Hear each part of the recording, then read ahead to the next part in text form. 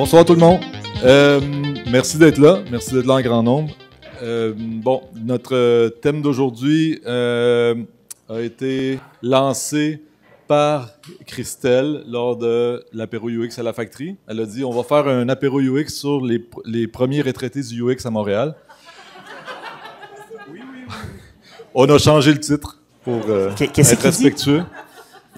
Puis, on a pensé aussi que tant qu'avoir les doyens du UX à Montréal qui ont bâti ce sur quoi on travaille, ça serait le fun d'avoir un contrepoint avec les nouvelles générations, donc, et aussi l'autre solitude des amis du côté du UX anglophone. Fait que, on est content d'avoir cet assemblage-là ce soir. Merci beaucoup, Cynthia, de nous recevoir. Merci d'être là, puis on était très près dans notre introduction, clairement. Pour la petite histoire, je fais pas encore partie des doyennes du UX, mais dans les débuts grisonnants du UX. Et puis quand j'ai commencé, il y a quelqu'un sur le stage qui m'a donné ma première chance à moi. Puis je pense que tout le monde ici, des fois, recherche sa première chance ou sa première opportunité. Puis Christelle est venue me chercher à l'école, puis elle m'a dit « Hey, t'as l'air d'avoir ce qu'il faut. » Elle m'a donné une bourse, puis après ça, elle m'a donné une job chez YouCentric. Puis ça a été, honnêtement, la plus belle opportunité. Je te l'ai jamais dit en vrai, là, mais ça a été la plus belle. Le maquillage. Non, mais c'est vrai. Tu sais. Puis, je serais pas VP UX chez Shopify à l'idée de l'équipe ici si c'était pas de Christelle qui un jour a vu une petite affaire de potentiel dans moi, puis qui a eu comme confiance, puis qui m'a donné ça. Puis je suis certaine aussi que quand Christelle le faisait, elle pensait pas nécessairement à quelle plante je suis en train de... Quelle pouce je suis en train de planter pour que peut-être dans 15 ans, ça soit autre chose. Mais peu importe on est où dans notre carrière, on a toute cette opportunité-là de donner la première chance à quelqu'un puis d'aller trouver une personne qui va vraiment avoir un impact plus tard. Puis je suis pas en train de dire que j'ai un impact nécessairement plus tard, mais toi, tu as eu un impact sur moi, ça c'est certain. Et puis j'espère qu'en vous invitant ici chez Shopify, puis qu'il y en a qui recherchent leur première chance, puis on n'a pas tout le temps les rôles, mais on a les relations, on a les discussions, on bâtit une communauté. Et puis, parlant de ça, JF a toujours joué ce rôle-là aussi dans la communauté du UX à Montréal.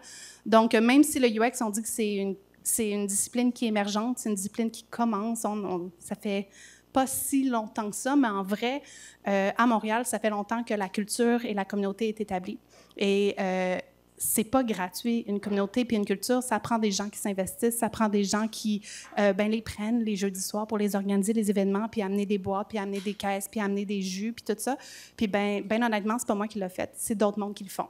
Donc pour ça, ça me fait vraiment plaisir de vous recevoir chez Shopify. Shopify aime ça, investir en les gens, en les jeunes pousses et les gens qui ont du talent. À la fin, on discutera un peu, on a des postes ouverts, ça me fait super plaisir d'en discuter. Mais d'ici là, je laisse la parole aux gens sur le stage. Puis, merci pour... Honnêtement, merci. Merci.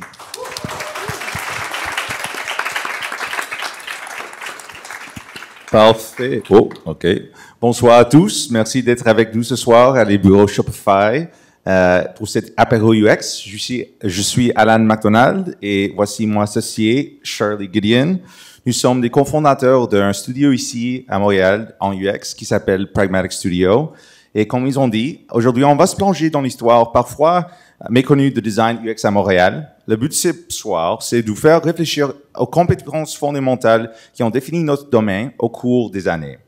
En écoutant nos pionniers et en prenant des perspectives de la nouvelle génération ici, et on espère répartir des idées solides pour rester concentrés sur l'essentiel dans nos pratiques. Je vais donner la parole à nos panélistes pour s'introduire.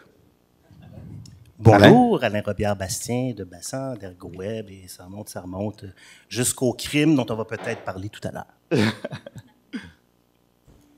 Bonjour, alors moi je suis Christelle Black. Je voulais juste dire que j'ai été très touchée là, parce que j'ai entendu de Cynthia et que je suis sûre que Cynthia fait exactement la même chose aujourd'hui, qu'elle donne la première chance à des gens qui veulent débuter dans le métier. Alors, la roue tourne et puis vous êtes parmi les gens parmi les plus jeunes, évidemment, parce qu'il y en a d'un certain âge aussi, c'est le fun, mais parmi les plus jeunes, vous allez être aussi dans des postes où vous allez devoir faire ce passage de témoin-là. C'est superbe, je trouve, vraiment. Là, on a une belle communauté. Donc, voilà, je suis Christelle Black, designer industriel là, de ma formation, et puis ça fait 33 ans que ça roule. Jean-François Poulain, moi j'organise des événements dans l'UX depuis quelques années aussi avec Alain. On a parti Tout le monde UX il y a plus de 15 ans, qui est un peu devenu Apéro UX. C'est une nouvelle mouture avec un nouveau comité et tout ça. Je fais un podcast aussi depuis plus de 9 ans. Donc, pour moi aussi, c'est important de passer au prochain parce qu'on est quand même, oui, on l'a dit, on est un peu là parce qu'on est des vieux du marché, mais on est rentré sur le marché. Il y avait quand même une grosse crise économique dans les années 92. Donc, de redonner au prochain, mon associé Myriam qui est là, elle le sait, on le fait beaucoup. On reçoit des appels toutes les semaines de jeunes avec qui qu'on donne des conseils, des gens du HEC, des gens qui viennent de France, qui cherchent des jobs. Puis ça nous fait plaisir d'aider parce que c'est important de le faire, de passer au prochain. Des fois, c'est pour travailler avec nous. Plus souvent, c'est pour travailler avec d'autres entreprises. Puis ça nous fait plaisir de le faire, même si c'est des fois la compétition. C'est quand même un marché intéressant parce qu'Alain et nous, P2, on est des compétiteurs en bassin et tout ça, mais on se parle, on commandite les mêmes événements. Il y a une communauté. Oui, il y a vous aussi, pragmatique. Oui. Non, excusez, pardon. Oui. Mais je veux dire quand même dans les entreprises qui sont là depuis quelques années. Ça prend un village pour élever un enfant, mais ça prend une industrie pour que ça roule. Oui. Fait que je pense que c'est un peu ça. Puis ça a toujours été... Tu sais, dans les premiers jours du UX, en fait, c'était pas les premiers jours, mais dans les années 2000, disons, là, où on commençait tout le monde à se connaître, c'est assez intéressant parce que derrière tout le monde UX, il y avait aussi cette idée-là de se dire que oui, c'est vrai, tout le monde est un peu en concurrence sur le kit, mais ça prend une industrie. Il faut lever le niveau, il faut lever la barre, il faut éduquer. Fait que ça prend ça. Puis ce concept-là, c'est pas unique à Montréal aussi. Puis je me souviens, il y a plusieurs années, à UXP, c'était UPA dans le temps, il avait organisé une soirée, il appelait ça des NDA Nights. Fait que tu rentrais là, tu signais un NDA de fou. Puis, ben c'est ça. Oui, c'est vrai comme ici, tu signais un NDA de fou. Puis là, les gens arrivaient, puis tu sais, ça marchait parce qu'en plus, c'était pas des gens, des fois, des mêmes villes, des fois, c'est carrément pas des gens des mêmes pays. Mais quelqu'un arrivait, puis il disait, hey, you know, Alan, the project I told you about, il y a quelques temps, ça n'a vraiment pas marché. Qu'est-ce que j'ai fait de pas correct? Puis tu sais, on parlait de ça, puis tu sais, c'est vraiment des situations qui sont nécessaires. Fait que je pense que ça prend ce genre de collaboration là, dans la compétition. Parce que le marché, il n'est pas acquis. Pas du tout. Il y a bien des organisations qui ne savent pas c'est quoi l'UX, puis ou ils le savent, mais ils ne comprennent pas ce que c'est, ou ils l'utilisent à mauvais escient. Oui. Il n'y a rien de gagné encore. Non, sur ceux qui sortent de l'école, je ne vais pas vous décourager, mais on est encore là. Bon. Merci beaucoup d'être avec nous aujourd'hui. Même si on a signé le NDA, j'espère qu'on peut partager qu'est-ce qu'on apprend aujourd'hui. Et on veut aussi une soirée un peu plus interactive. Donc, nous voulons aussi laisser le public se présenter un peu. Donc, qui ici a déjà entendu les termes ergonomie cognitive ou facteur humain avant ce soir? Levez la main. OK? Pas mal. Quand même, pas mal. très informé. Ouais. Et ensuite, combien d'entre vous ont travaillé dans un domaine différent de l'UX avant de lancer dans l'UX? Wow. Presque tout le monde. Je pense qu'il y avait comme 3 personnes qui n'ont pas travaillé dans l'UX. Donc, cette prochaine question, c'est pour vous. Pour ceux qui n'ont pas travaillé dans l'UX, dans quel domaine travaillez-vous et c'était quoi qui vous intéresse dans l'UX? Donc, qui ne travaille pas dans l'UX ici?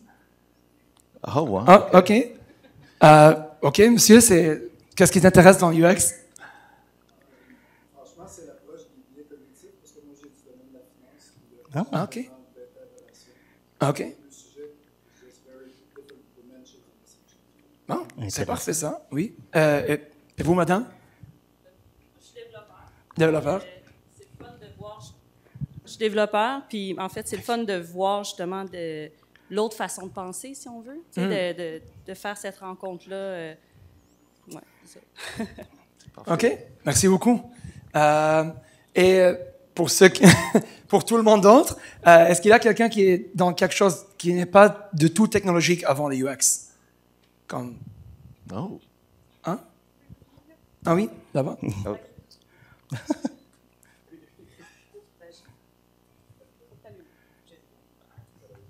Allô? Ouais. Moi, j'ai travaillé dans le textile, en fait, dans la création de textile. Wow. Nice. C'est cool. Et là-bas, la madame, en rose. Oui. Félix. Ouais. Allô? Moi, j'ai travaillé dans le milieu de la culture avant, dans le spectacle vivant. Ils sont très, très, très en retard dans tout ce qui est technologique. Donc, OK. Oh, pas que. oui. Bon. Il y a quelqu'un? Oui, monsieur, oui. J'ai participé au projet de construction hydroélectrique de la Romaine en tant qu'ingénieur pour Hydro-Québec. Wow! Et j'ai toujours dessiné sur le côté. Toujours été comme l'artiste, en fait. J'ai décristallisé ça dernièrement. Et je souhaite vraiment faire le pont entre les deux. Et j'ai étudié présentement à Polytechnique en design UX. Nice. Donc, très, très cool. Bienvenue. Merci beaucoup pour partager ça.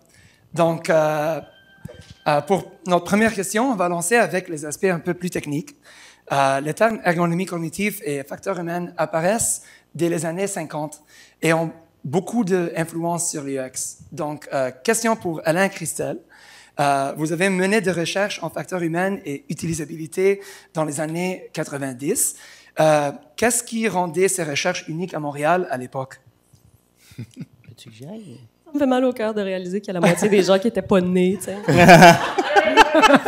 Oh my God! J'ai commencé à travailler, Internet n'existait pas, là, c'est pour vous dire. Donc, la recherche qu'on faisait, en fait, effectivement, on intervenait, en tout cas, toi, tu parleras pour toi, OK? OK. Fait qu'on intervenait dans le domaine des métiers, hein, évidemment. Il n'y avait pas encore de technologie offerte au grand public. Personne, à l'époque, avait de personal computer, là. Je ne sais pas si vous vous réalisez. Bon. Et donc, j'avais, par exemple... j'ai commencé ma carrière pour une compagnie de consultation qui s'appelle, d'ailleurs, toujours aujourd'hui, Cognitive Ergonomics. C'est quoi déjà? Le Cognitive Systems. Non, Cognitive Group. François Aubin. Oui. Anyway. Et on a été embauché par Bell pour vraiment faire la refonte du soutien technique. Donc, tout le centre de soutien technique de Bell. Et donc, il fallait vraiment faire une analyse, ce qu'on appelait à l'époque une analyse du travail ou de la tâche de travail mental. Pour ceux qui ont étudié à Polytechnique, vous savez de quoi je parle. Et donc, on prenait vraiment papier-crayon et on observait la tâche de travail, c'est-à-dire quand un préposé ou une personne au service prenait un appel jusqu'à le release de l'appel dans le système. Puis ensuite, on se mettait à modéliser la tâche. On la reformulait sous une forme, justement, pour venir atténuer les éléments d'astreinte sur la tâche. Donc, atténuer ce qui faisait que les gens, par exemple, devaient mémoriser des codes ou faire une navigation extensive dans des systèmes pour aller chercher de l'information, ne trouvaient pas l'information au moment où ils en avaient besoin, ça créait des attentes auprès du client, etc. Donc, tout ça, on remodélisait la tâche et ensuite, on procédait à la conception d'un système informatique qui allait pouvoir soutenir au mieux les préposés au service à la clientèle. Donc là, on venait vraiment toucher des aspects de réduire là, vraiment l'astreinte, la charge cognitive. C'était très... on n'était pas du tout dans le comment est-ce qu'on peut générer de l'émotion chez les gens. Là. Vraiment pas. Là. C'est clair. C'est venu par la suite. Mais c'était ça. Cool, merci. Alain? C'est intéressant parce que moi, j'ai vraiment commencé un tout petit peu plus tard. Et puis, c'était au Centre de recherche informatique de Montréal. Puis, je faisais du web à l'université, en fait, les premiers sites web. J'ai fait des sites pour Lynx, qui était un browser texte. Netscape était en bêta. Wow. C'était Mosaic la référence. Explorer n'existait pas. Ça n'aurait peut-être pas dû exister, mais ça, c'est une petite histoire. Mais tout ça pour dire que donc, je faisais ça. En même temps, je m'intéressais à la formation par ordinateur dans le contexte de ma maîtrise. Fait que j'avais fait un tutoriel à l'université. C'était un programme hybride à l'Université de Montréal. Il y avait musique, psychologie, il y avait informatique, il y avait plein de monde. Et puis, je faisais donc un jeu vidéo pour aider des apprentis boulangers à faire du pain. Fait que j'ai vraiment passé une partie de ma vie dans une boulangerie. La boulangerie du Rivage, qui est sur la rue d'Endurant, près d'Iberville. Et puis, je me souviens, un des plus beaux souvenirs de ma vie, en fait, j'étais là la nuit pour pas trop déranger. Puis, il faisait entre autres du pain Sunmade au raisin. Ça, c'est l'affaire qui sent le plus meilleur bon au monde. C'est écœurant. Et j'ai tellement aimé ça, en fait, qu'à un moment donné, je me suis dit, je pourrais peut-être rester à la boulangerie, tu sais. En tout cas, j'ai vraiment... Ça pour dire que j'ai fait du tutoriel, puis j'ai fait des bêtises, j'ai fait des gaffes ergonomiques dedans. Une des gaffes, en passant, c'est quand j'ai voulu mettre le tutoriel dans la boulangerie, même si je l'avais fait moi-même, j'ai réalisé que, merde, j'ai les mains pleines de farine. Fait que mon écran tactile, il est inutilisable après 3 minutes. Puis anyway, il fait tellement chaud dans la boulangerie que l'ordinateur, il s'éteint tout seul après 5 minutes. Fait que, en tout cas, ça a été donc une introduction à l'ergonomie. Fait que ça et le web a fait que j'ai travaillé au CRIM à l'époque. Puis il y avait 2 unités de recherche. Centre de recherche, il y avait IPS, Interface Personne-Système, puis Environnement informatisé de formation. Comme je faisais du web, le CRIM m'a demandé à l'époque de travailler à la refonte du site web du CRIM qui était peut-être sa 2e itération, je ne sais pas. Mais donc, il y avait un petit côté technique. Puis comme c'était le web, il y avait une nouveauté aussi, c'était l'ergonomie du web. C'était de s'intéresser, mais c'est quoi cette patente-là? Fait que j'étais comme dans un univers qui était très analytique, un peu dans la dynamique que tu décrivais. Puis moi, j'arrivais avec des produits qui se destinaient tranquillement, pas vite, à être un peu plus consommateurs, un peu plus grand public. Puis j'avais un peu une couleur de communication, beaucoup de communication interactive. Fait que c'était de commencer à faire cette transition-là entre des human factors. C'était très strict, très, très rigoureux. Puis commencer à introduire là-dedans des concepts peut-être un peu plus marketing, un peu plus... Fait que ça, je réalise, en fait, en t'écoutant parler, que ça a été comme ma transition parce que je suis arrivé au crime puriste, vraiment un mindset de chercheur. Puis plus j'ai avancé dans ma carrière, plus j'étais confronté au fait que, OK, il y a d'autres enjeux, puis ça n'a pas été facile, en fait. Ça a été un défi, puis encore aujourd'hui, des fois... On en a fait des erreurs. Oui, non, vraiment, oui. puis tu sais, tu te rends compte que t'es encore...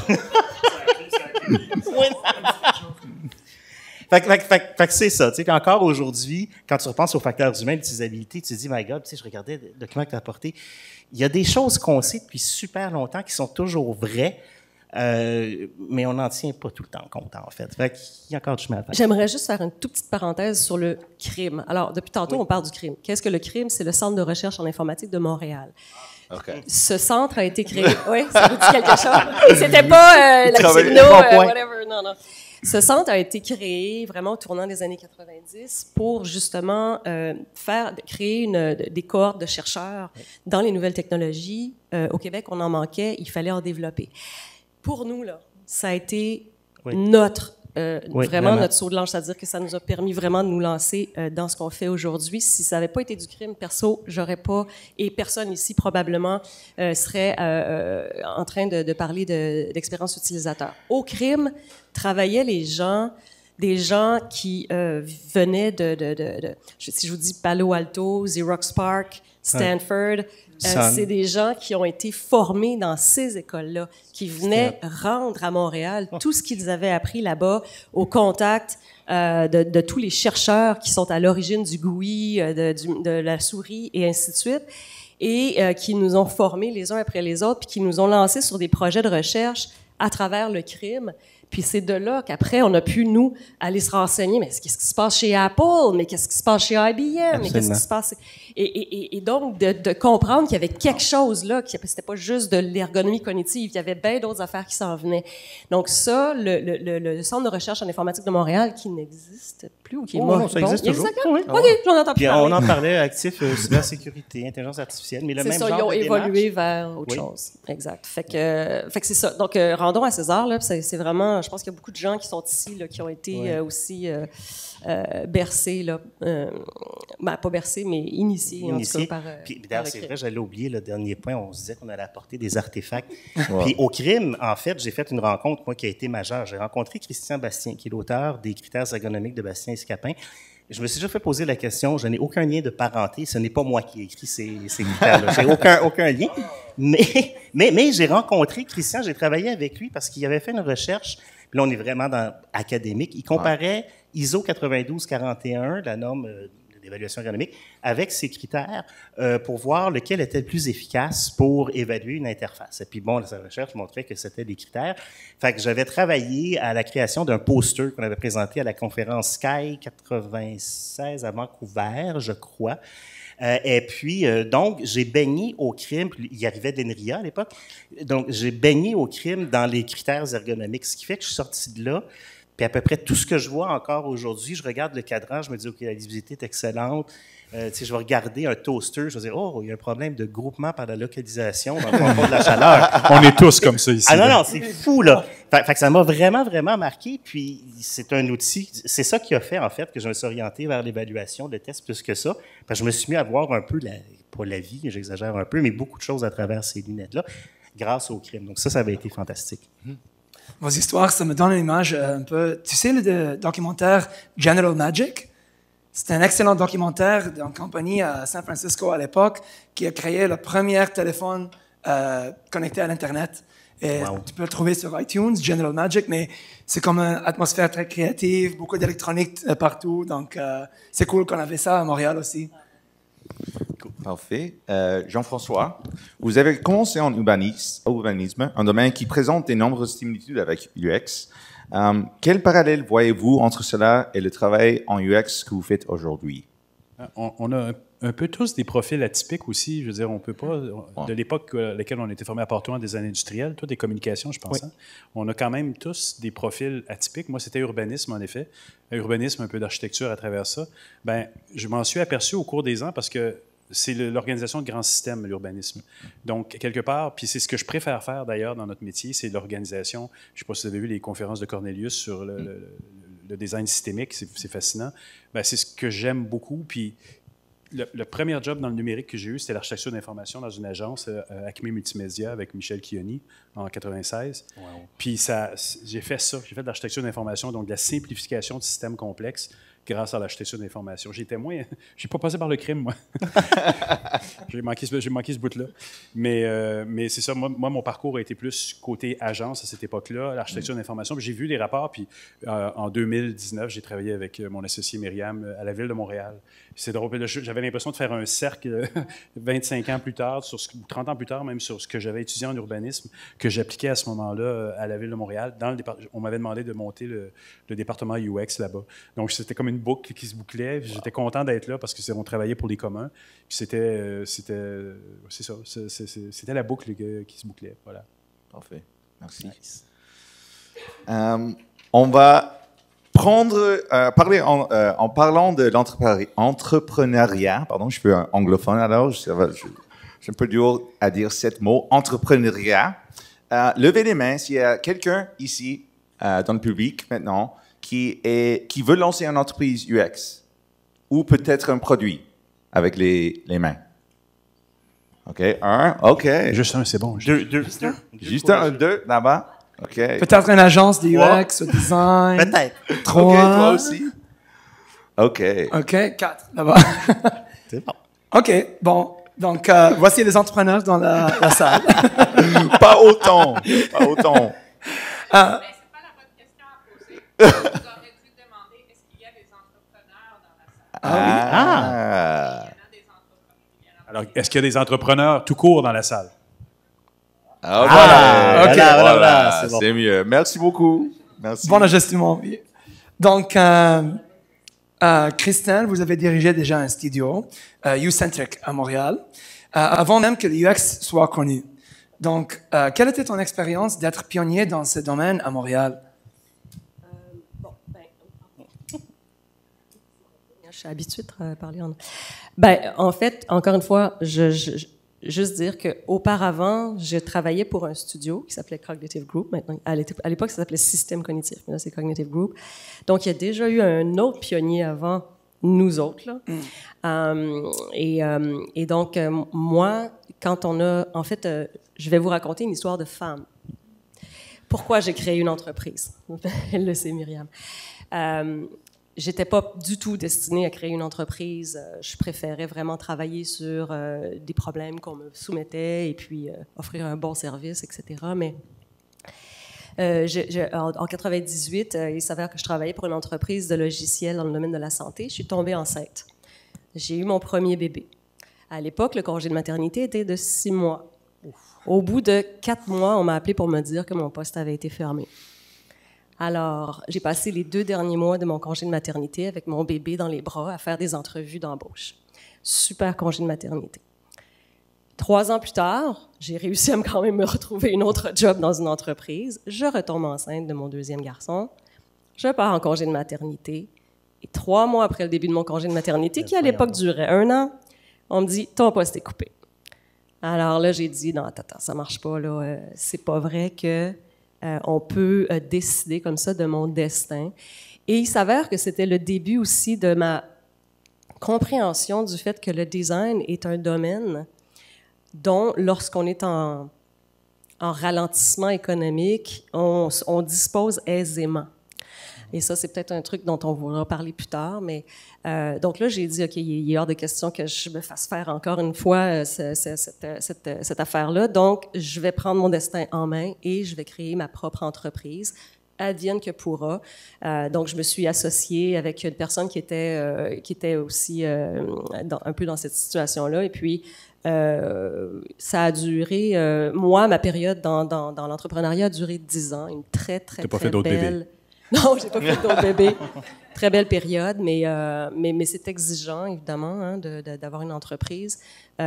Puis c'est du travail élastique. C'était le 3e bébé, en fait, l'entreprise. C'était le 3e, effectivement, bébé. C'est un travail qu'on appelle élastique, c'est-à-dire que c'est pas un job que vous commencez à 9 h et que vous terminez à 17 h. C'est 24 heures sur 24. Mais c'est la plus belle chose qui peut vous arriver quand ça va bien, puis quand ça marche, puis quand vous avez des beaux défis, puis quand vous avez une équipe qui travaille avec vous, qui est soudée, qui est motivée, qui a vraiment envie de faire changer les choses. Donc, c'était ça à l'époque, c'était t'es au bord du gouffre, tu sais pas du tout où tu t'en vas, il n'y a pas de marché, tu dois développer le marché. J'ai eu la chance quand même, encore une fois, à travers le crime, il y avait des entreprises qui avaient entendu parler que dans l'ère du numérique qui avançait, il fallait avoir des considérations pour l'utilisateur. Ces early adopters-là, on a pu les toucher. Ça passait beaucoup par le service public, par les ministères, évidemment. Oui, c'était vraiment eux qui ont été les premiers early adopters parce que ils devaient absolument réussir à capter le citoyen dans leur service. Et il y avait aussi des entreprises un petit peu champ gauche qui nous ont essayé. Puis c'est là qu'on a pu continuer à explorer, à faire avancer nos approches, notre méthodologie. Vous avez eu combien d'employés au total? Quand j'ai quitté, on était 20. C'était une petite agence, mais c'était une belle agence. 20 UX, c'est parfait. C'est excellent. Et Alain, tu es un canteur ou... en fait, c'est drôle parce qu'on parlait de l'univers public, puis des fois, c'est peut-être comme client un mal-aimé, c'est compliqué, etc. Mais dans les faits, c'est vrai qu'il n'y a pas que du noir. Puis j'ai imprimé des vieilles pages sur les Internet Archive du site de l'équipe dans laquelle j'étais, c'est ce que je faisais à l'époque. Puis ça date de 1996. Et puis la nouvelle, c'est le guide IPS a été réalisé par l'équipe en collaboration avec le réseau de la santé des services sociaux. Puis je me suis rappelé qu'il y avait un très, très grand projet pour essayer d'améliorer la prestation de service. C'est le dossier patient, ceux qui ont travaillé dans le système de la santé. C'est une affaire de... Bon, c'est ça, tu sais. On en parle là. Fait que c'est pas la volonté qui manque. Puis c'est vrai que ça a été des donneurs d'ordre, puis des gens qui ont injecté de l'argent dans cette économie-là, puis qui ont aidé à lancer le bal, en fait. Oh. Oui, c'est vrai, Inforoute Santé, my God. Un de nos premiers clients chez YouCentric, c'était Inforoute Santé Canada. Il y a eu $1 milliard d'injectés là-dedans pour numériser le dossier patient à travers le Canada. Et ça n'a jamais marché. Mais c'est pas à cause de nous. Ça marche toujours pas. La technologie n'était pas prête. Ouais, il y a toujours des opportunités là-bas. Oh oui. You want to follow up? Non, c'est good. OK. Jean-François et Alain, en tant qu'associé de Studio UX aujourd'hui, si vous deviez convaincre Christelle de relancer son studio, quelles seraient vos 2 meilleures raisons? Et n'oubliez pas qu'on a des entrepreneurs ici, pas beaucoup, mais quelques-uns qu'on veut inspirer aussi. Si on devait, 2 raisons seulement. 2 raisons? Ouais. Ben, ça va être la même qui t'a forcé de créer sur YouCentric à l'époque, soit indépendante. Mais qui veut qu'elle devienne la 3e compétitrice à Montréal? 4e, pardon. Pardon, Fred. On veut pas ça? Viens travailler avec nous. Le deuxième, c'est ça. Viens travailler avec nous. C'est bon. Et Alain? Ouais. Je pense que le réflexe en 2024, c'est de joindre ses forces. Oui, c'est plus se parler, puis qu'on disait on n'a jamais été de réels compétiteurs, parce que ça nous est arrivé de se lancer des mandats que l'un ne pouvait pas faire et vice-versa. Donc, c'est là où on est, je pense, en 2024. Pas nécessairement juste nous, mais je pense que le fait que tout le monde soit ici ce soir, Frédéric est là aussi derrière, Frédéric Blache de Blash & Young, tous les compétiteurs sont des commanditaires de cet événement-là parce qu'on se parle. Parce que si je trouve quelqu'un qui est précieux ici, qui cherche un job, puis que moi, je ne peux pas le prendre, mais je vais l'envoyer à Alain ou je vais l'envoyer à Frédéric, puis Frédéric embauche souvent des jeunes aussi. Donc, c'est ça l'écosystème montréalais. Donc, convaincre Christelle de se joindre, convaincre Christelle d'ouvrir quelque chose, tout va être bon. On va avoir du fun au bout de la ligne. Ça aussi, c'est important. Je pense qu'on a ça en commun aussi. On a du plaisir à faire ce qu'on fait. Fun factor. Parce que je pense qu'on a aussi beaucoup de plaisir parce que c'est le western. C'est tellement pas acquis comme marché. Non, on se bat tellement encore pour le faire comprendre que je me demande, moi, si j'aurais autant de fun si le marché était... Tout le monde comprenait exactement c'est quoi le UX. Oui. C'est frustrant, on aime ça ventiler nos frustrations. Mais ça fait partie du plaisir d'être dans ça et de dire, hey, là, on a réussi à faire ce gestionnaire-là, maintenant, il nous comprend. Colin, c'est donc bien le fun. Wow. Mais c'est des petites victoires comme ça qu'on continue à accumuler. Donc, la forme que prend ce qu'on est, qu'est-ce qu'on devient. Oh, Félix, tu faisais quelque chose? Jean-François, tantôt, j'ai oublié de mentionner les commanditaires. Fait que comme tu les as nommés... Bon! Vas-y! Merci à P2&Co, représenté ici avec Myriam, Jean-François et compagnie. Bassan, vous êtes commanditaire. Merci beaucoup, Alain. Merci beaucoup, Gabrielle. J'espère qu'elle est là. Blash & Young, Pragmatics, ici avec l'animation. Autodesk qui nous ont reçus au dernier apéro UX, Atecna, Shopify pour nous recevoir aujourd'hui, Alicia, l'ETS, mon employeur, et Liquid.com. Donc, merci beaucoup. Voilà, la petite pause. Merci, Félix. Okay. Pour continuer sur la question, en fait, c'est intéressant parce qu'il y a un deuxième niveau à la question. Puis, c'est la question, est-ce que je me lance en business? Puis, c'est quelque chose. Puis, je pense qu'il y a différentes façons de le faire. Puis, tu sais, c'est aussi de répondre à cette question-là dans l'hypothèse où, disons, on veut se partir d'une agence. C'est que tu peux avoir une vie d'indépendant, plus à la freelance, c'est une chose, mais la minute que tu commences à croître, tu as des choix à faire. Puis ces choix-là, ben tu dois t'entourer, tu peux avoir besoin d'un mentor. Puis ça, c'est très personnel. Là, c'est pas, chacun a des approches différentes par rapport à ça. Mais j'ai un peu, entre guillemets, embrassé le trip entrepreneurial. J'ai eu du fun. Fait qu'il y a une partie de ces dernières années où je pense que j'ai passé plus de temps dans des groupes d'entrepreneurs, dans des événements de la Banque Royale ou de la BDC, à développer un côté business, en fait. Puis ça m'a interpellé, ça m'a intéressé. Puis là, l'impression que j'ai, c'est, OK, là, je connais plus mes affaires, fait que maintenant, là, je peux retourner plus aux choses qui sont tripantes. Là, je peux plus retourner dans l'UX, dans les réflexions sur l'industrie. Mais je pense que quand tu deviens entrepreneur, bien, à un moment donné, je veux dire, c'est sûr que tu peux t'entourer de gens. Il faut que tu t'entoures de gens, mais il y a un volet que tu peux aimer ou non qui fait que, ben, peut-être que du UX, pendant 3-4 ans, tu n'en feras pas bien. Tu vas être à faire des HR. On a des choix à faire. Oui, on a des choix à faire. Ou on reste sur le terrain et que la compagnie n'agrandit pas. Mais à nos âges, on n'a pas le choix de faire du développement des affaires parce qu'on est rendu là à faire ça aussi. Mais en même temps, on ne veut pas perdre le contact. Oui. Je pense que les compagnies de Montréal ont tous un peu la même dimension qu'un petit bureau d'architecte. Tu sais, avec un architecte qui continue à tracer les grandes lignes des plans qu'il veut avoir, puis il s'entoure de gens pour l'aider à le faire. Je pense que c'est ces échelles-là qu'on a gardées. Il n'y a pas de gros Deloitte du UX à Montréal. Il y a pas de. Puis je ne sais pas s'il y en a même dans le monde, en fait. C'est des agences qui font un petit peu de tout, là. Mais il n'y a pas vraiment un grand bureau qui purement fait du UX comme on le fait. C'est vrai. Est-ce que tu es convaincu? Bon, signe où? Non, mais c'est pas... je pense que c'est une extraordinaire aventure et ça se tente, surtout au Québec, surtout au Canada, où est-ce que le fait de démarrer une entreprise est relativement facile. C'est assez simple de mettre ça en pratique, puis de l'essayer pour vraiment se rendre compte si on a la fibre ou pas.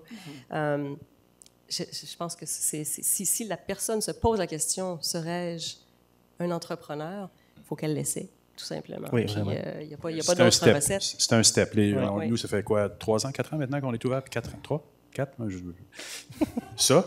Et il y a effectivement le step de dire, OK, on est 2. On était 2 au début, puis à un moment donné, OK, on va avoir une 3e, on va avoir une 4e. Oh, ben, à un moment donné, ça prend quelqu'un qui s'occupe des ressources humaines, de la comptabilité, tous ces trucs-là qui, à un moment donné, alourdissent, mais en même temps, nous permet aussi de se libérer puis de faire le développement des affaires, puis les choses qui sont le fun aussi. Comme les événements, etc., etc. Mais c'est... Mais combien il y a de consultants ici ce soir, indépendants, qui ne font que ça? Ah, pas tant que ça, quand même. Tout le reste, vous êtes tous employés en tant que UX-ish. Ou entrepreneurs. Ou étudiants. Est-ce qu'il y a des étudiants encore? Combien d'étudiants? Levez les mains. HEC? Poly? Poly, où ça? Oui, Poly. HEC, levez la main. HEC. Il y en a quelques-uns. Ah ouais, voilà. C'est ça. Good. Milan. Concordia. Oui, Concordia. Oui. On a un certificat. Polytechnique. Nice. Ah, cool. Okay. Nice. 3. On a un professeur de Polytechnique aussi dans la salle. Cool. Bravo, bienvenue au Cégepien. Cégep, oui. Ah, c'est cool. Un peu de guerre entre les écoles, je pense. Donc, on avait une mission de relancer YouCentric aujourd'hui, mais je pense qu'on n'a réussi pas. Alors, pour notre prochain segment, on va parler un peu de la communauté internationale. Donc, question pour le public. Qui était un designer à dehors de Montréal? Ah, OK. Oh, wow. Bah, je pense que c'est clair que c'est un pays d'immigrants, mais quand même. OK, donc peut-être quelqu'un veut dire quel pays vous travaillez, peut-être? Toi? Oui. J'ai été UX designer au Sénégal, en Afrique de l'Ouest. Ah, wow. OK, cool. Super actif sur le continent africain. Oui, et là-bas? Moi, je suis iranienne. Je viens d'Iran. J'étais UX designer en Iran. Puis ça fait 2 ans que je suis au Canada. Je suis UX designer aussi au Québec. OK. Voilà. Wow. Oh, vraiment cool. Et oui, là-bas, Félix? Moi, je viens de Colombie. J'ai étudié le design en Colombie et j'ai travaillé comme UX designer là-bas. Et maintenant, je travaille comme UX designer ici aussi. OK. Wow. La scène numérique est très forte en Colombie aussi. C'est super. Je viens de l'Algérie. Je faisais de design en freelance avec un groupe immobilier aux États-Unis. C'est J. Parr Magnolia. Et je suis autodidacte. J'ai appris. Wow. Very cool. Et pour n'importe qui, je pense, selon vous, les plus grandes différences entre la culture ici et ailleurs, c'est quoi? Donc peut-être. OK. Félix? OK. Par rapport à mon cas, c'était les moyens de paiement. OK. Parce que c'était pas vraiment évident. J'ai dû faire le raccourci entre l'euro pour recevoir l'argent. Donc, de faire le néobank pour recevoir l'argent. C'était DocuSign, Remitly. C'était un petit peu difficile, mais c'est ça le challenge. Ah, c'est cool. Et en Sénégal? Oui. Sénégal, oui. Un des plus gros challenges là-bas, c'était l'adressage. Par exemple, ici, tu donnes l'adresse directement 650 rue de la Gauchetière, par exemple. Là-bas, ça n'existe pas. Si je veux te donner l'adresse de ma maison ou d'un client, c'est quand tu arrives à la grande tour, il y a quelqu'un qui vend du café à gauche, à droite, etc. Wow! Et tu dois faire des systèmes, des applications basées sur ça. Wow! Il faut que ceux qui ne savent pas utiliser Google Maps utilisent ça. Et c'était ce genre de différence-là. En plus des moyens de paiement. C'est vraiment hot. Un faible taux de bancarisation, les paiements étaient difficiles à manager là-bas. OK. Wow. Je pense qu'on a le temps pour un autre. Le Colombie ou... Oh, oui, ici aussi. Ah, OK. Ouais. Moi, je veux parler de la France. Je trouve que malheureusement, en France, c'est très élitiste. Chacun a une place définie et c'est très difficile d'en sortir. Je vois par exemple ici, il y a beaucoup de gens qui reprennent des études. En France, ça se fait peu parce que reprendre des études à 30 ans, à 40 ans, c'est pas très commun. Et je trouve qu'au Canada, la différence que je vois, enfin, qui m'a frappé assez rapidement, c'est qu'on a plus, pas forcément d'opportunités, mais c'est plus facile. On donne plus sa chance à des nouveaux dans le domaine. Parfait. Mais ce que j'avais cette discussion-là, je ne sais pas si Stéphane Parallèle, c'est là ce soir, mais j'avais cette discussion-là avec lui dernièrement, comme quoi le marché en Europe il est plus mature. C'est-à-dire qu'il y a de plus de gestionnaires qui respectent la hiérarchie, ou pas la hiérarchie, mais le côté UX. Parce que peut-être qu'il y a des gens qui sont formés depuis plus longtemps, l'École de Nantes, les Gobelins, Rubica, qui ont formé une génération qui sont maintenant sur le marché du travail. Toi, ça fait quoi, 15 ans que tu as fini l'École de Nantes, Myriam? Puis tu as des collègues qui sont chez Google, qui sont dans des grandes entreprises, qui sont haut placés et qui, en France, je pense qu'on a plus ça qu'ici, parce que ici, le HEC, c'est quoi? On me disait 7 ans tout à l'heure, la maîtrise en UX. Si, on a Cynthia. On a Cynthia, oui, mais des profils comme Cynthia, vous venez de design industriel. Polytechnique, ben oui. C'est vrai, moi j'ai étudié. Ah, c'est vrai? J'ai étudié à Poly en 91. Wow. Nice. Je pense qu'on va prendre. Il est plus mature depuis pas très longtemps, je trouve. Moi, quand je suis parti en 2014, je suis arrivé ici en 2014, c'était pas aussi mature, je trouve. Okay. Juste une dernière, la Colombie. En Colombie, parfois je pensais que, OK, en Canada, ils savent déjà ce que c'est le design. Je vais arriver là-bas et tout le monde va comprendre ce que je fais, ce que j'ai étudié. Et j'avais tellement hâte d'arriver oh, moi je suis designer, j'ai étudié ça. Et c'est pas le cas. Je travaille dans le secteur public et toutes les plateformes ont 20 ans. Et il faut les refaire complètement. Oh, wow. Et bon, on travaille fort pour y arriver. Yeah. Et pour dire aux gens ce que c'est le design aussi, puisque personne ne le sait. Oh, c'est très cool. Merci beaucoup pour toutes vos perspectives. C'est vraiment un honneur, je pense, d'habiter comme à Montréal. Et il y a plusieurs opinions et une perspective très internationale. Donc, maintenant, une question pour Alain, parce que pardon. Refresh. OK. Votre expérience à l'XPA, puis dans des divers conseils d'administration, comment évaluez-vous l'évolution des normes, des pratiques UX à l'échelle internationale par rapport qu'est-ce qu'on trouve à Montréal? L'expérience que j'ai, elle est beaucoup dans le monde anglo-saxon. Okay. Peut-être à cause de UXPA, donc c'est un peu un concours de circonstances. Fait que, tu sais, mes comparaisons, ça serait les États-Unis, évidemment, le Royaume-Uni, l'Allemagne, l'Autriche aussi, pour toutes sortes de raisons, je me suis intéressé à ça.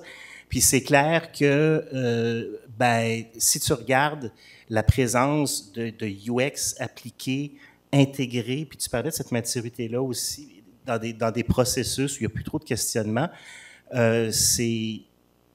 il y en a plus, en fait.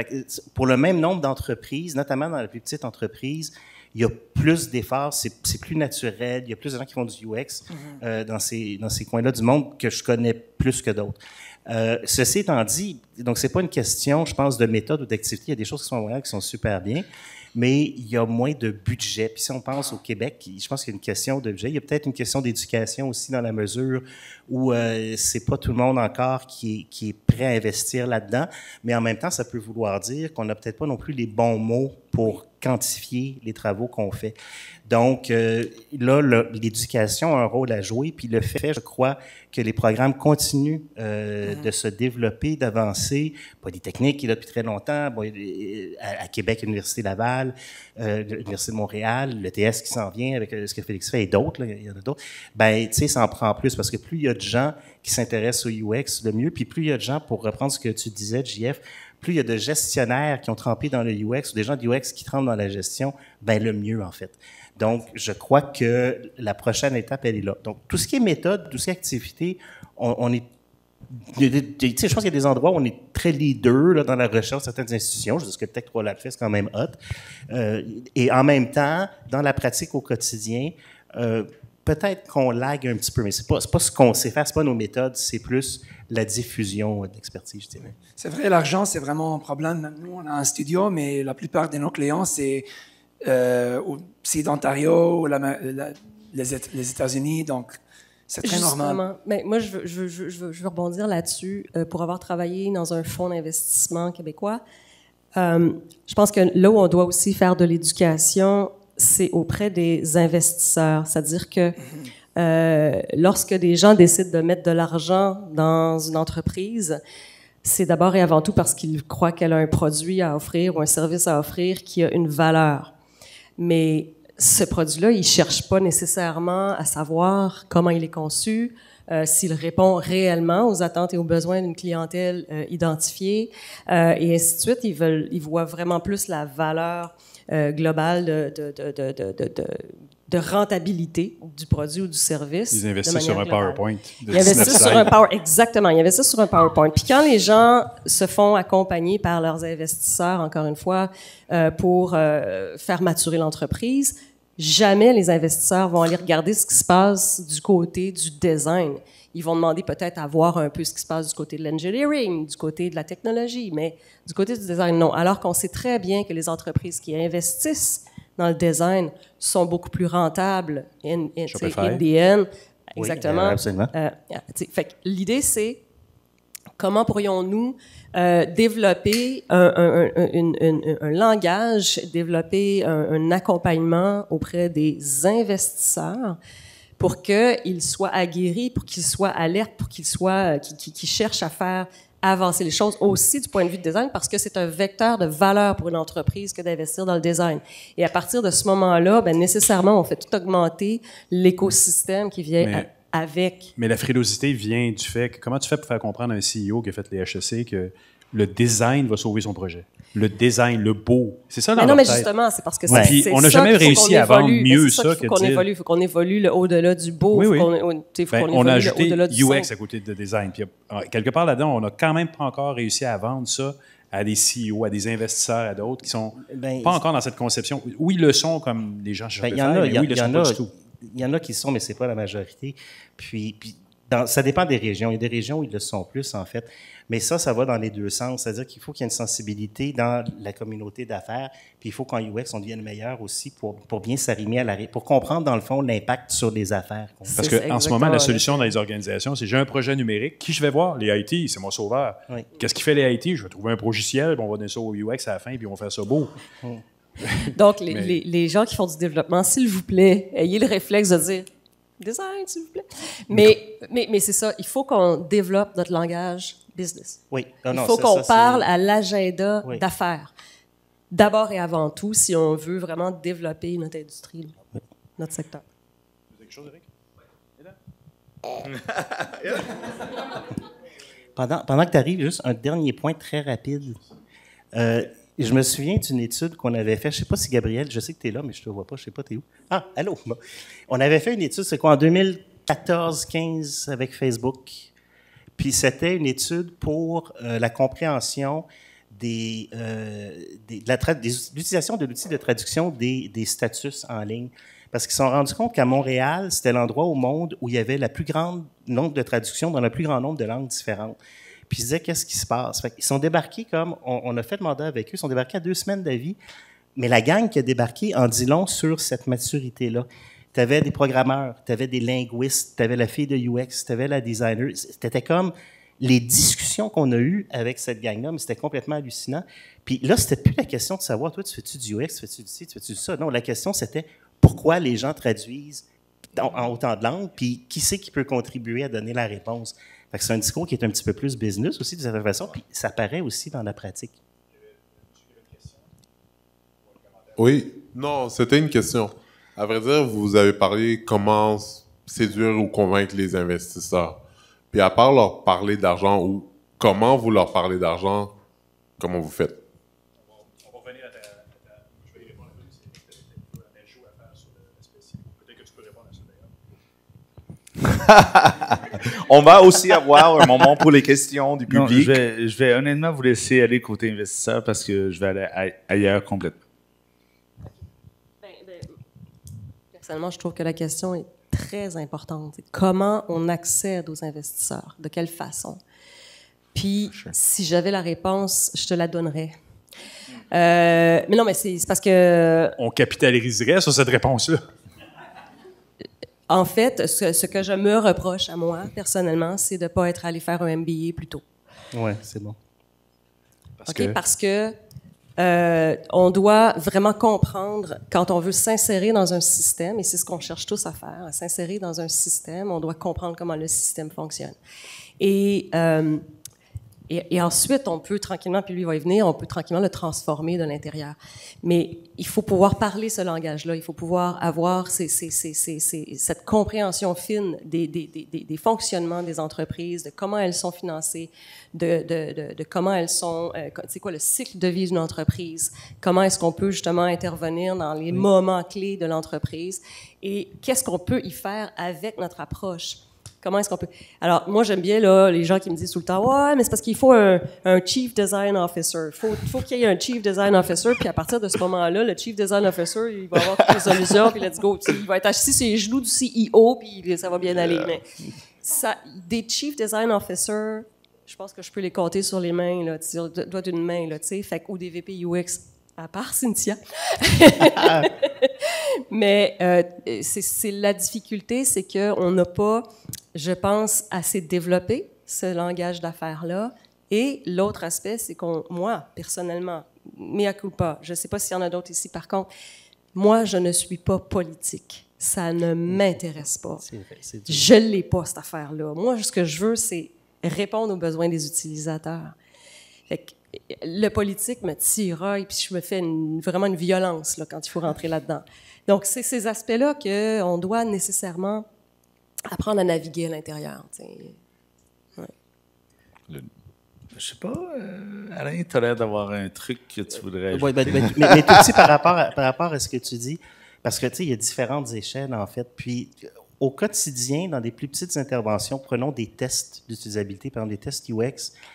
Si déjà, tu peux regarder une erreur qui est trouvée dans un processus quelconque, puis si moindrement, tu es capable d'à peu près quantifier l'impact de ça et d'en parler, et puis de dire, mais qu'est-ce que ça représente pour vous comme entreprise? Peut-être que personne dans la salle va t'écouter, mais il y a peut-être quelqu'un qui va dire, ah, c'est intéressant, qui va en parler à son gestionnaire, qui va en parler à son patron, qui va te rappeler. Donc, il faut persévérer là-dedans. Là, puis, on a de la difficulté à quantifier notre métier. Un de ceux que j'ai vus, Intact Assurance, le font bien. Ils quantifient même leur design système, ils quantifient leurs interventions. Puis je pense qu'on n'a pas le choix, mais on le fait rarement parce que quand on est impliqué dans un projet, on n'a pas le AB. On n'est pas capable de dire, si tu n'avais fait sans nous, regarde ton ancien projet, il n'a pas marché, puis là maintenant il marche. Ça fait des choses comparables. Fait que c'est dur de dire, on a des éléments quantifiables que toi, l'investisseur, tu vas rentrer dans ton argent. On le sait parce qu'on en a fait beaucoup dans les 25-35 dernières années. 33, 32? Mais dans les dernières années, dans les 3 dernières décennies, on en a fait beaucoup. On sait que ça fonctionne. Quand on est impliqué, on sait qu'on va faire sauver de l'argent. On sait que pour une start-up, si tu ne le fais pas, tu risques de passer à côté de ta cible. Mais quantifiable, c'est dur à dire. Il y a une autre question, mais peut-être, monsieur, tu veux répondre à Ah oui, moi, je suis qui, moi? Pourquoi est-ce que je suis là? On va laisser les questions là-bas. C'est bon. OK. Mais je me sauverai pas. Oui, Lucie Jolicoeur, j'ai travaillé chez Desjardins pendant 16 ans. En 2003, quand je suis rentrée, j'avais quelqu'un qui croyait aux tests utilisateurs, mais le directeur, il ne croyait pas à ça. On faisait des tests sur Accéder, Accéder particulier, que peut-être plusieurs personnes utilisent à l'époque. Et puis, on faisait les tests tellement tard que tout était déjà développé quand on mettait en ligne. J'ai dit, OK, c'est même ça marche, pas de problème. Fait qu'on a pris tout...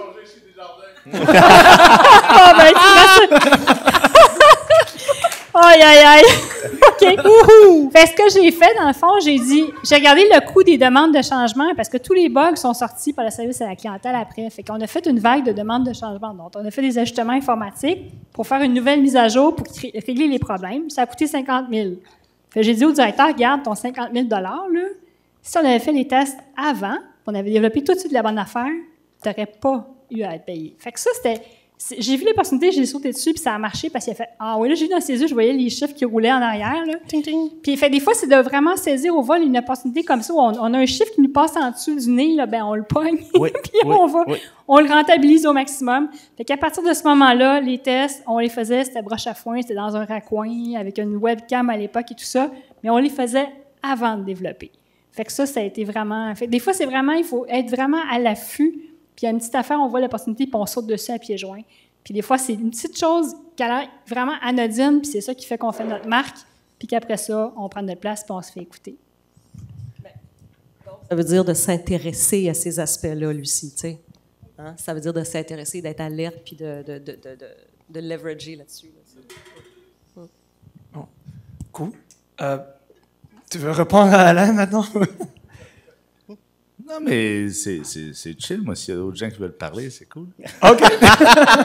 on peut prendre quelques questions s'il y a dans le public. Mais vous ne savez pas pourquoi je suis là. Hein. Ah oui, monsieur, là-bas. Felix has the mic, maybe?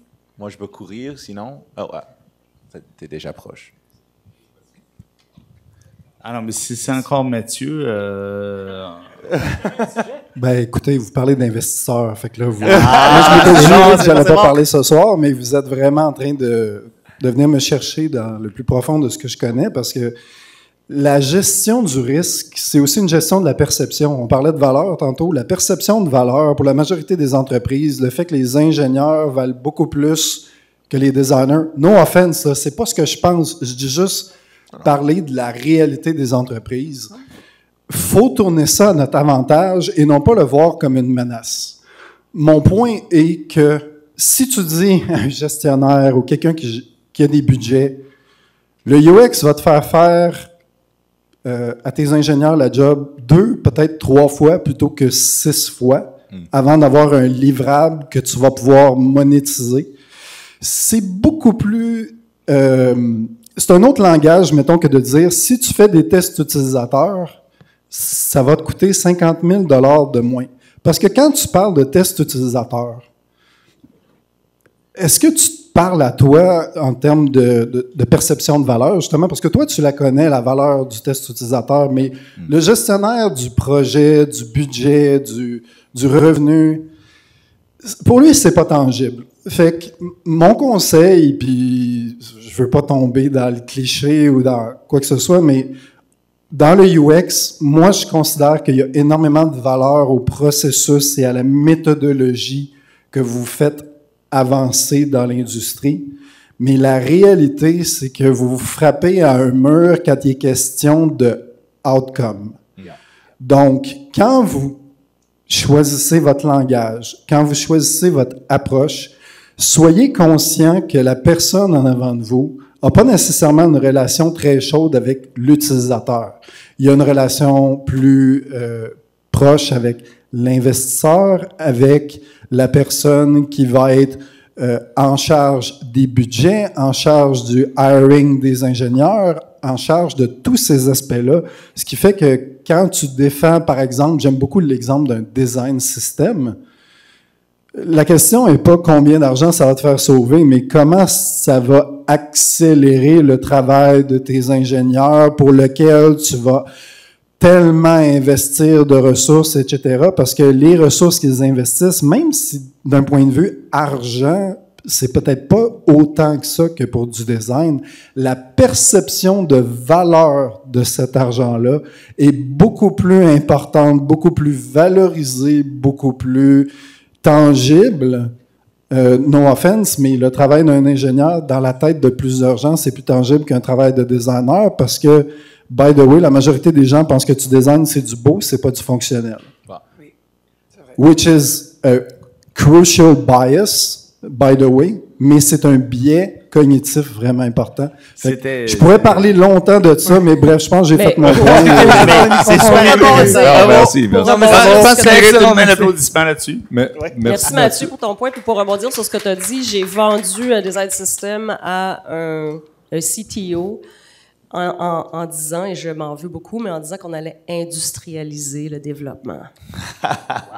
Et c'est le mot qu'il a retenu. Parfait, combien tu veux? C'est vrai que c'est ça qui parle. Les gars, je peux y aller ou pas? Oui, oui. Allez. Ah, cool. T'es pas obligé d'être gentil. Non, non. Je me suis un peu imposé. Et tu peux introduire aussi au public. Oh oui, ça va être ça. Moi, vous avez posé une question tout à l'heure que j'ai vraiment trouvé intéressante. J'aimerais la reposer au public. Parce que les gens y ont réfléchi un peu, tu vois. Qui est entrepreneur en design ici? On a, ah mon Dieu, on a un tiers? Moi, même pas 25 Ouais. 25 OK. Qui sont les gens qui travaillent en design, mais qui ne sont pas forcément entrepreneur? Cool. Parfait. Ce soir, on a vraiment beaucoup de chance. Je ne sais pas si vous l'avez computé, puis je pense que là-dessus, il est 7h33. On a tous envie un peu de cooler down, mais vous avez une chance. Vous avez sur le stage des gens qui ont fait leurs entreprises autour du design. Il y en a qui l'ont fait très tôt, d'autres moins tôt, d'autres plus tard, d'autres avec... il n'y a pas de multimillionnaire, hein, by the way, dans le groupe. Moi, je serais curieux de savoir que vous soyez vraiment passionné par le design. Je pense que sinon, on ne serait pas là. Par contre, est-ce que vous avez envie d'être entrepreneur, entrepreneuse? Je ne sais pas, c'est compliqué ça. Je suis vieux. Je serais curieux de savoir si vous avez des questions en tant qu'entrepreneur, de dire, c'est quoi la chose? La chose. Parce que les questions à rallonge, ça fait chier. Là. La chose. Oui, on a déjà eu cette discussion, ça, Alain, c'est bon. La chose que vous voudriez savoir avant de vous lancer comme entrepreneur, ou encore la chose que vous aimeriez savoir pour pouvoir faire progresser votre carrière en tant que designer dans une organisation. Moi, l'un ou l'autre, tant qu'on fait du design, c'est cool. Oui. C'est une excellente question.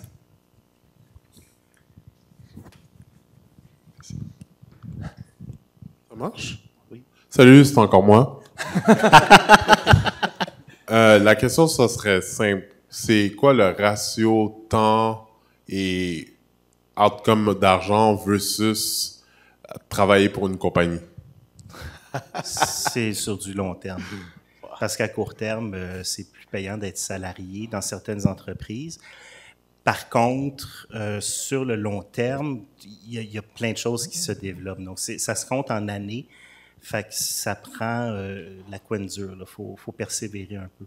Mais au début, c'est juste, il faut que tu établisses ta marque, il faut que tu établisses tes clients. Tu ne fais pas nécessairement plus d'argent au début, mais quelques années plus tard, oui, absolument. Moi, j'ai très bien vendu mes parts.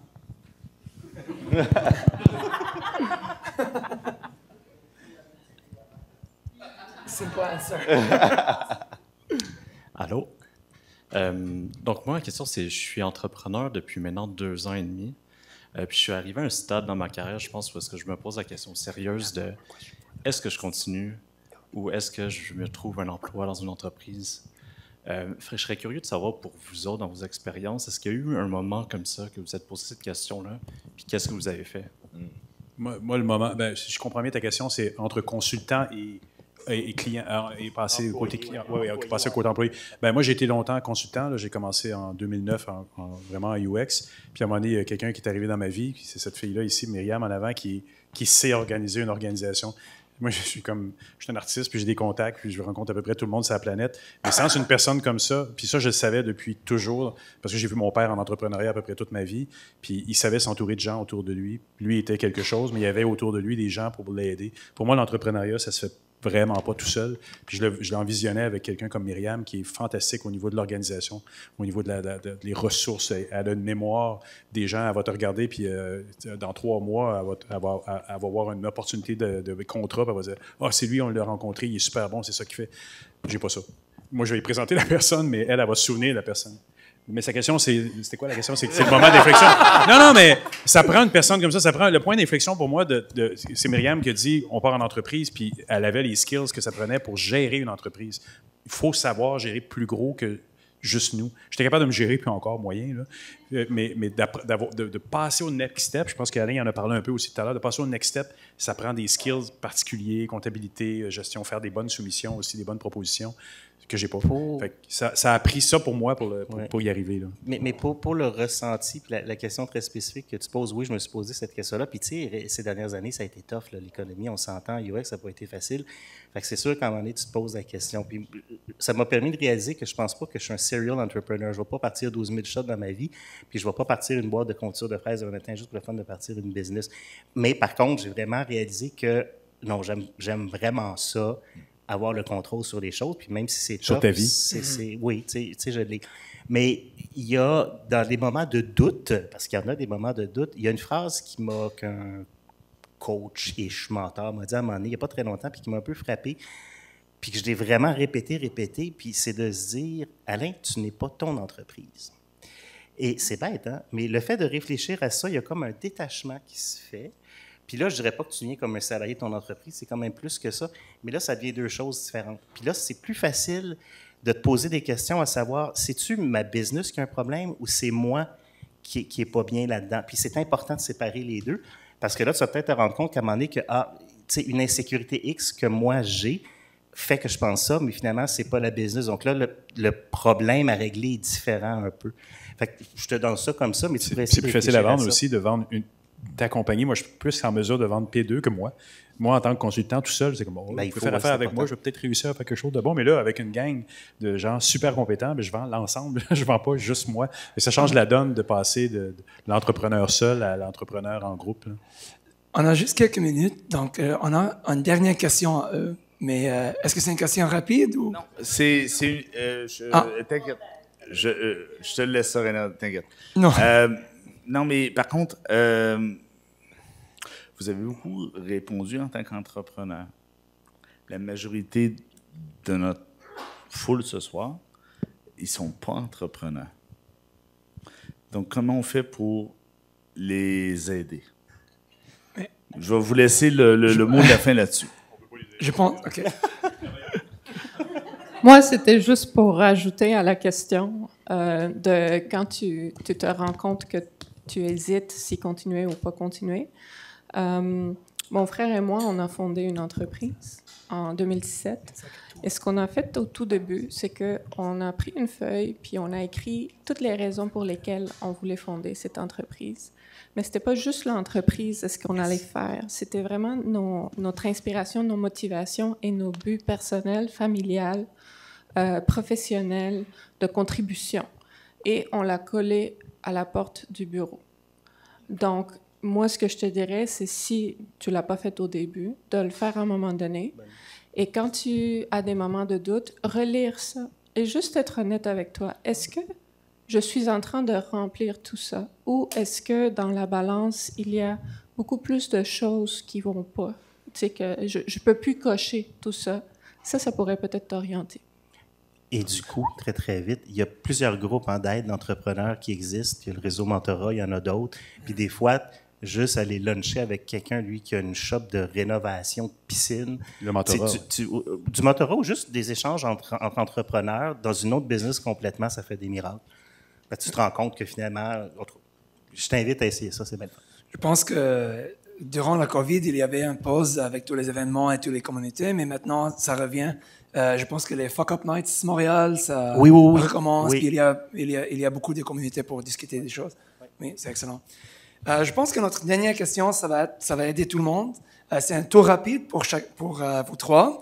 Donc, selon vous, les compétences fondamentales qui ont perduré au fil du temps, quelles sont les compétences fondamentales qui ont perduré au fil du temps depuis que vous travaillez un facteur humain, les usabilités de toutes les industries, et qu'est-ce que vous percevez comme essentiel malgré les avances technologiques? Ben oui, c'est clair. Bon, alors, j'ai amené des artefacts. On part en archéologie, là. En 88... On voudrait un rétroprojecteur et des acétates, s'il vous plaît. En 88, j'avais un cours qui s'appelait Méthodologie de design dans le cadre du bac en design industriel. Je ne sais pas si ceux qui ont fait le bac en design industriel pouvaient témoigner du même cours. Mais il existe encore. Yes, il existe encore. C'est Cynthia qui dit oui? Ah, right. Bon, je vous montre ici le livre qu'on avait comme lecture obligatoire à l'époque, qui s'intitule méthode rationnelle à l'usage des concepteurs. Et c'est donc un artefact qui date de 1974, je vous le dis. Et dans ce livre-là, en fait, ce qu'on nous enseignait, c'était la méthode de conception, la méthode de design. Celle qu'on vous enseigne là, avec les double diamonds, là, qui est toute cute, là, là elle est ici listée sous la forme de 229 opérations par lesquelles on doit passer pour faire un bon projet de design. Je peux vous en donner quelques-unes. Alors, par exemple, on a... ce que je t'avais lu ce matin, c'était comme tellement cute, là. Tu as la section 5 qui consiste à finalement identifier ou, disons, prioriser les besoins, là, on appelle ça comme ça aujourd'hui. Élaborer des moyens afin de concilier les desiderata en opposition quant aux résultats. Examiner les nouvelles spécifications de résultats établis et regrouper les desiderata qui se recoupent. Énumérer les groupes de desiderata qui se recoupent. À partir de la liste établie en 5.2.2, sélectionner les groupes qui contiennent des desiderata qui semblent être divergents ou en opposition. Alexa. Et ainsi de suite. Fait que c'est vraiment... Alors, nous, on nous enseignait ça. Je pense que quand j'ai relu ça, je me suis dit, tiens, c'est cool, qu'est-ce qui me reste de ça? Ce qui me reste de cette approche-là, c'était d'abord et avant tout, quel est le problème? OK? Quel est le problème? Sur quel problème suis-je appelé à travailler? Y en a-t-il un? Ou bien c'est une solution qui se cherche un problème? Puis, de savoir comment identifier le problème de manière rationnelle, juste et qu'on peut argumenter, évidemment, quand on nous challenge. Donc ça, on est des designers, peu importe qu'on soit en recherche ou en conception UI ou interaction, comme je discutais tout à l'heure. Maintenant, si j'étais un designer de UI, j'essaierais de shifter mon cap vers interaction design. Et donc, peu importe ce qu'on a comme majeur, ce qui reste, c'est vraiment qu'on est des problem solvers. Puis ça, il faut que ça soit vraiment quelque chose qu'on challenge jour et nuit. Là, les gens qui sont comme sûrs et certains qu'ils ont le problème. Et peu importe les technologies qui vont nous être lancées au visage, parce que c'est beaucoup ça qui arrive. Là. l'AI. Là, c'est le trip des technologues d'AI, puis il faut faire de l'AI. Tous les trucs qu'on voit sortir en ce moment, à mon opinion, ils n'ont pas été réfléchis. C'est comme, on pitch la technologie. C'est ChatGPT, c'est non bien le fun, des LLM, allez, go. Oui, mais il est où l'exercice de simplification? Il est où l'exercice de design? C'est qu'à un moment donné, il ne faudra plus que ça s'appelle AI. Ça va être caché derrière, comme tout ce qu'on a vécu en technologie. Toutes les vagues des technologies, puis nous, on l'a vécu peut-être plus que les jeunes ici, mais de 2008 à 2009, ça a été l'arrivée du mobile. Là, tout d'un coup, la folie, c'était, il faut que tout mon site soit sur le mobile. Oui, mais il y a le contexte aussi, on n'est pas obligé de tout mettre. Non. Je ne pas tout mettre infos sur mon mobile. Fait que, tu sais, toutes ces vagues-là technologiques sont arrivées, mais toi, d'ailleurs, tu as fait une belle conférence sur la bienveillance dans l'AI au HEC l'année dernière. Oui, non, il y a plus que ça, il y a 5 ans. Ça a passé vite. Et ça revient toujours aux fondamentaux qu'on a appris et qu'on doit réappliquer à chaque fois qu'il y a quelque chose. On doit se reposer ces questions-là. C'est quoi ton objectif? Demande-moi pas de faire des wireframes avant que je sache c'est quoi ton objectif, puis j'ai clarifié à qui tu veux parler, puis tous ces éléments-là que le client lui prend pour acquis. Le directeur a une idée, puis c'est des conversations qu'on a eues Eric et moi, mais c'est le directeur a une idée, je le pitch à un analyste d'affaires, le pitch à un analyste fonctionnel, l'analyse fonctionnelle au développeur. 6 mois plus tard, dans le projet, on s'aperçoit qu'il n'y a rien qui fonctionne, puis on s'aperçoit pas qu'il n'y a rien qui fonctionne. On commence à avoir des interfaces, on va les montrer à nos clients internes, les monteurs de ligne, whatever, puis on s'aperçoit que ça ne marche pas. Et puis là, ça nous a coûté quoi? $1 demi-million à développer ça? C'est incroyable, mais c'est encore l'état du marché. Donc, si quelqu'un s'était donné la peine d'appliquer ces méthodologies-là dans le projet, peu importe si c'est un UX, un chargé de projet, un PO, whatever, le projet, ça serait mieux porté. Nos fondamentaux sont primordiaux. Puis c'est Cynthia qui m'avait dit ça lors d'une entrevue. Chez Shopify, les UX ne sont pas nécessairement le titre de UX. Les gens qui appliquent ces méthodes-là ne sont pas nécessairement des UX. J'espère que je te cite bien, Cynthia. Mais il me semble que c'était quelque chose comme ça. On n'appelle pas le design le UX chez Shopify, on dit des designers. Voilà. Merci. Et vous? Cette voix doux d'autres radon. Je suis derrière, je fais juste fact-checker derrière, oui. Merci. Moi, je dirais, en fait, c'est un petit peu différent ma perspective. C'est peut-être dans ma nature aussi, mais je pense que c'est des soft skills. Oui. C'est vraiment l'agréabilité, c'est vraiment la capacité de communiquer, d'écouter, de l'empathie vraiment. Puis, en fait, c'est pas nécessairement des choses qui s'apprennent. Oui, on peut s'améliorer, c'est sûr, mais j'ai remarqué avec, tu sais, ça fait des années qu'on se connaît, là, on parlait tout à l'heure, on travaillait ensemble, et ça fait super longtemps, puis on se parle toujours. Ça fait 20 ans, tabarouette. Non, mais c'est ça, tu sais. Puis en quelque part, il y a ça qui restait. Parmi, tu as des équipes qui se forment, tu as des gens qui sont là. C'est pas une question d'expertise. Tu sais, on parlait de techno, apprendre à utiliser Figma, whatever, ça s'apprend, là. Mais, je veux dire, si t'es un asshole, tu sais, ça marche pas, là. Fait que c'est ça qui est super important. Et puis, il faut pas sous-estimer, je pense, cet aspect-là. C'est vrai. Même c'est connecté à ce que tu as dit avant.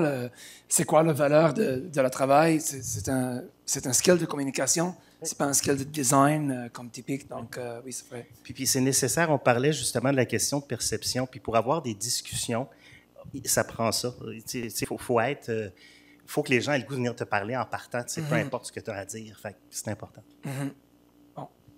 C'est parfait. Donc, merci beaucoup. I think it's time, right? Oui, mais merci à vous. Merci beaucoup pour cette conversation super enrichissante. Pour panélistes et modérateurs.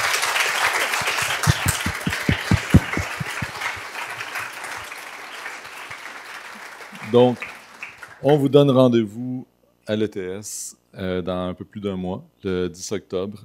On en a parlé ce soir un peu. Il y a eu des façons de qualifier le design de seulement l'esthétique. Fait qu'on va aller parler de design et UX ou design et utilisabilité. Un échange au sujet des frictions et attractions qu'entretiennent ces deux cultures. On va aller parler de ça. Quand on décidait de parler de ce sujet-là en comité, on s'ostinait déjà. L'argumentation était partie. On disait, ça va être un bon sujet? Ça faisait une demi-heure qu'on en parlait déjà. Oui. Il y a quelque chose là entre design et UX, ça va être un sujet passionnant. Là. On s'est battu, non, c'était virtuel, donc non, malheureusement. Donc voilà, vous pouvez nous suivre sur Instagram. Puis là, c'est le moment pour les annonces de ceux qui ont des jobs à offrir. Fait que je vais vous laisser. Oui, s'il y en a qui sont employeurs ou qui savent que à leur compagnie, il y a un job à offrir, venez-vous-en. My time to shine. Oh! Merci. Merci beaucoup de la conversation. Je vais commencer parce que j'ai le micro. Fait qu'on a des postes ouverts en ce moment chez Shopify. Tu sais, si t'es plus sûr de ce que tu veux faire. Moi, j'ai fait le switch. Moi, j'étais en agence. Puis à un moment donné, je me suis dit, hey, tu sais quoi, j'ai envie aussi de pas juste accoucher du bébé, mais essayer de l'amener jusqu'à l'école, puis d'avoir du ownership sur ce qui se fait par la suite, puis que mes designs, il y a beaucoup de gens qui l'utilisent, des milliards de personnes qui utilisent mes changements. Fait que ouais. Puis, ben écoute, peut-être pas multimillionnaire. Ouais, combien de postes? Des postes de quoi? C'est quoi? On a plusieurs postes. Je ne peux pas dire le chiffre exact là, parce que 28, là, quelque chose de même. Mais c'est des postes différents dans à Montréal? différents... Tout à Montréal? Non, ben on est remote. On est 100% remote. Fait qu'on 100% remote. Fait Monsieur Desjardins réagit. Je peux faire. Tous les jours ici ou là où il croit au UX. On a des chefs. Puis, combien de UX par équipe? Tu m'avais dit déjà. On a des ratios, mais en fait, ils ne sont pas nécessairement suivis par équipe. Là. C'est général pour la compagnie. Autour de 1 designer pour 5 ingénieurs jusqu'à 1 pour 10 à peu près. C'est quelque chose, ça. Donc, c'est ça. On a des postes d'ouverts. Chez nous, chez Shopify, on cherche particulièrement des designers. Premièrement, super attention aux détails. Un intérêt marqué pour la technologie. On a un produit technologique. Donc, quand on disait des outils qui vont vous suivre toute la vie, apprendre à coder, super. Ensuite, design graphique, super important, une attention au design visuel, UI, interaction, c'est des trucs qui sont super importants pour nous. Les gens en recherche? On n'a pas de poste en recherche en ce moment. Il y en a des chercheurs, mais on n'a pas de poste ouvert en ce moment en recherche. Donc, voilà, vous pouvez venir me parler quand vous voulez. C'est pas une petite annonce, c'est plusieurs postes. Je sais qu'il y en a qui cherchent ici ce soir. Est-ce qu'il y a des autres? Oh, ouais, en arrière. Autodesk. Alexis, tu commences à avoir la twist. Là. Avant, tu disais, je ne sais pas s'il y a des postes chez Autodesk. Là. C'est comme, OK. Hop. Ouais. Yes. Bonsoir tout le monde. Je travaille chez Autodesk. Donc, on fait des logiciels pour toutes sortes d'ingénieurs dans la vie, civil, mécanique, électronique, et des artistes graphiques pour le cinéma, le jeu vidéo, tout ça. On cherche quelqu'un qui a le design system dans le sang. Le design system est déjà monté. On cherche à le maintenir, à le supporter à travers notre communauté. Là, C'est quelqu'un qui va travailler avec toi, alors? Oui. Ah. C'est un poste de mon équipe. Et donc, forte capacité dans Figma, forte capacité sociale aussi à gérer une communauté de designers et de développeurs qui vont bâtir avec le système. Il y en a combien chez Autodesk? Les designers? Ah, mon Dieu. Quelques-uns, mettons. Dans les centaines? Une centaine, quand même. Il y en a pas mal. C'est un bon ratio de UX versus développeur aussi, comme chez Shopify? Dans mon équipe, c'est assez... c'était bien équilibré, là. On a 2 designers pour, je pense, 3 devs. Mais c'est hautement technique, là. C'est du design système. Idéalement, quelqu'un qui a des capacités là, en développement front-end aussi pour aller tweaker les choses pour que ça soit juste à point. Donc, voilà. Venez me voir, on s'en parle. Quelqu'un d'autre qui a des emplois à offrir dans le grand monde du UX? Ah, ici. Bonjour, Émilie. Je suis vice-présidente expérience chez Think, qui est une agence numérique à Montréal. En ce moment, on n'a pas de poste UX ouvert, mais on a des postes ouverts en direction service conseil. Donc, on parlait de business tantôt, hein, vendre, parler le langage que les investisseurs vont comprendre. Donc, oui, il y a le UX, mais il y a ceux qui vont nous permettre d'avoir de la business. Puis c'est souvent ceux-là qui vont réussir à parler le langage que les autres vont comprendre pour que nous, gens de UX, par la suite, on puisse avoir une expérience qui est profitable, puis qu'on rentre, puis qu'on a un apport important. Donc, chez nous, en ce moment, on a 3 postes ouverts pour ce rôle-là. Donc, voilà. Avec Think, c'est vraiment... Oui, on a travaillé longtemps. 2-3 ans ensemble, il y a longtemps. Think, c'est une bonne entreprise pour vrai. Là. Je te le dis, je les connais pas. Je la connais pas. Mais Think, c'est une belle entreprise. Et le service conseil, honnêtement, je l'ai fait super le fun. Puis c'est vraiment une bonne façon, des fois, de se mettre le pied aussi, là, de connaître les différentes disciplines. Là. Ça vaut vraiment la peine. Parce que je suis là, puis je vends ces postes. On embauche nous autres aussi. Mais non, mais c'est vrai. Puis on est partenaire Shopify aussi. En plus. Non, mais on est une agence, sur laquelle, puis j'ai du monde qui sont avec moi, on a une vie, là. C'est pas du 75 heures par semaine, là, c'est du 37 heures et demie par semaine. C'est une vie. C'est pas l'agence qu'on peut connaître parfois ou l'opinion parfois qu'on est des agences. Faites-vous de la garde partagée de UXer? Yeah. Quelqu'un d'autre qui a des emplois ou qui a entendu dire?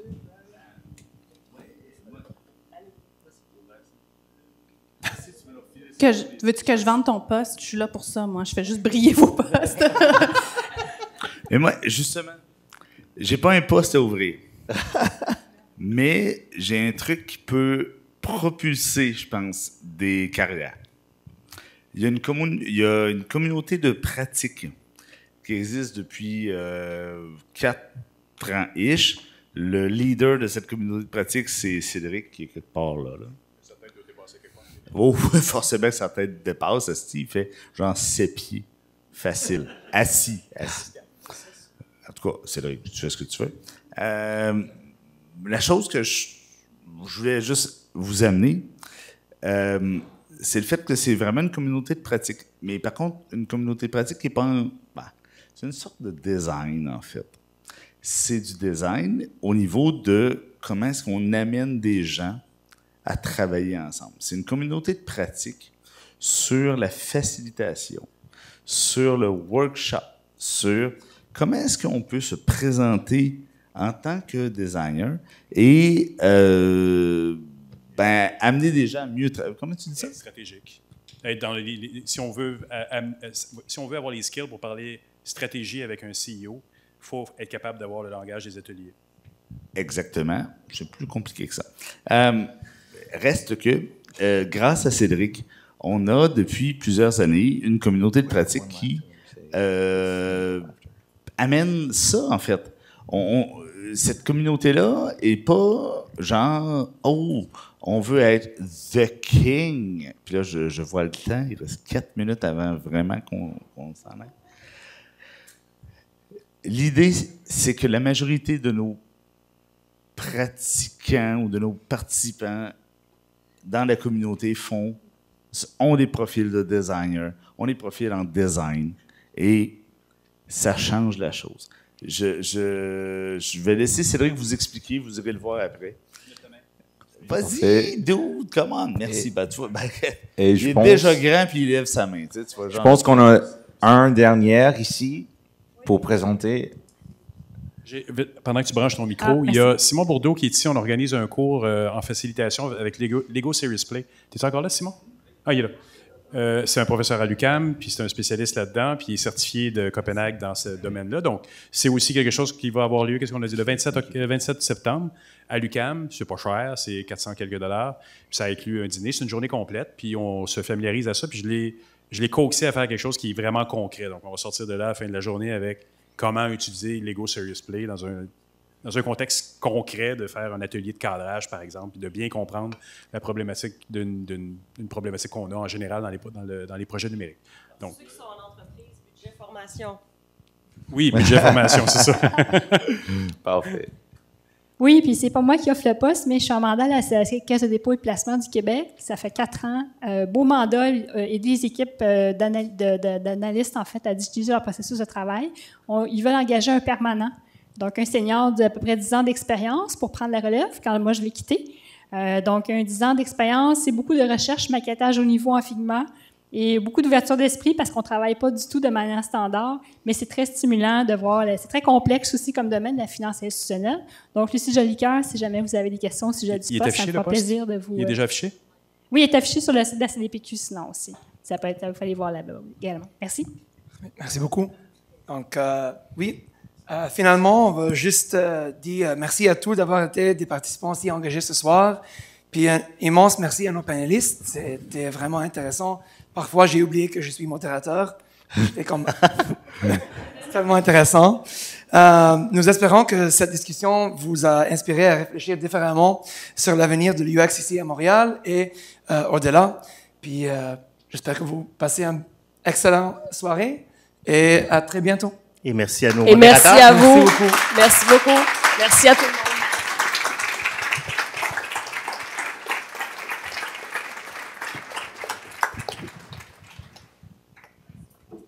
Vous avez jusqu'à 9h pour profiter de l'apéro. Allez boire. Puis vous pouvez venir nous parler, on est parlable. Napoléon. Je vais prendre mes papiers, là. Je ramène